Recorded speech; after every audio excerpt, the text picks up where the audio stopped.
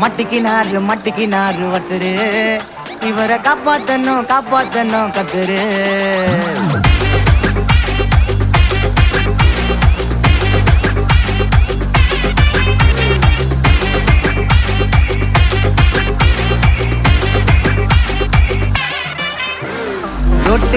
Road கடை குருமா, திரும்பி உனக்கு வந்து அச்சுது பாரு கருமா.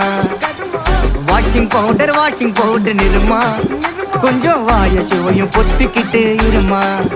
ஓ நிலைமையத்தான் நினைச்சு சிரிமா.